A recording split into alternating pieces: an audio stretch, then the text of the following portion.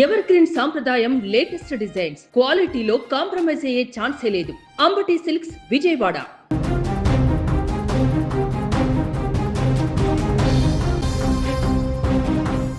ప్రకృతి కన్నెర చేసింది. ఉత్తరప్రదేశ్ను అకాల వర్షాలు, ఊహించని గాలి దుమారం అతలాకుతలం చేశాయి. ఒక్కసారిగా మారిన వాతావరణం, ఉరుములు మెరుపులతో కూడిన వానలు వందలాది కుటుంబాల్లో చీకట్లు నింపాయి. ఇప్పటి వరకు అందిన అధికారిక సమాచారం ప్రకారం వాతావరణ బీభత్సానికి రాష్ట్ర వ్యాప్తంగా ఏకంగా 111 మంది అమాయకులు ప్రాణాలు కోల్పోయారు. బుధవారం రాత్రి సంభవించిన ఈ ప్రకృతి ప్రళయం యూపీలోని పలు జిల్లాలను శ్మశాన సదృశ్యంగా మార్చేసింది. వందల కిలోమీటర్ల వేగంతో వీచిన ఈదురుగాలు ఎక్కడికక్కడ జనజీవనాన్ని స్తంభింపచేశాయి. ఉత్తరప్రదేశ్లోని మొత్తం 26 జిల్లాలపై ఈ గాలి దుమారం తీవ్ర ప్రభావం చూపించింది.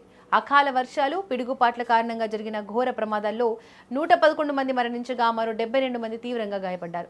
గాయపడిన వారందరినీ స్థానిక ఆసుపత్రులకు తరలించి చికిత్స అందిస్తున్నారు. క్షతగాత్రుల్లో కొందరి పరిస్థితి విషమంగా ఉన్నట్లు సమాచారం అందుతోంది. కేవలం మనుషులే కాకుండా ఈ విపత్తులో 190 మూగజీవాలు కూడా మరణించడం అక్కడి పరిస్థితి తీవ్రతకు అద్దం పడుతోంది. ఈదురు గాలుల ధాటికి వందలాది భారీ వృక్షాలు, విద్యుత్ స్తంభాలు నేలకూలాయి. ప్రధాన రహదారులపై చెట్లు పడిపోవడంతో రవాణా వ్యవస్థ పూర్తిగా స్తంభించిపోయింది.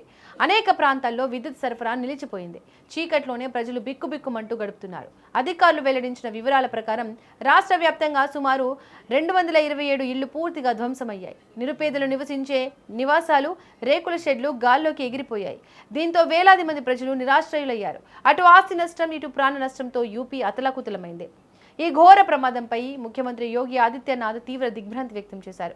ఆయన ఉన్నతాధికారులతో అత్యవసర సమీక్షా సమావేశాన్ని నిర్వహించారు. అకాల వర్షాలు, ఉరుములు మెరుపుల కారణంగా జరిగిన ప్రాణ నష్టం, ఆస్తి నష్టాన్ని తక్షణమే అంచనా వేయాలని యోగి ఆదిత్యనాథ్ ఆదేశించారు. బాధిత కుటుంబాలకు 24 గంటల్లోగా ప్రభుత్వ సహాయం అందేలా చూడాలని స్పష్టం చేశారు.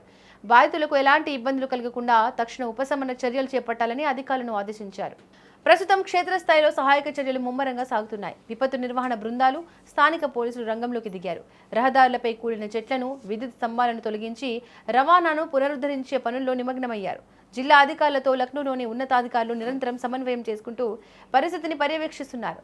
బాధిత ప్రాంతాల్లో వైద్య శిబిరాలను కూడా ఏర్పాటు చేశారు. నిరాశ్రయులైన వారికి పునరావాస కేంద్రాలను ఏర్పాటు చేసి ఆహారం, తాగునీరు అందిస్తున్నారు.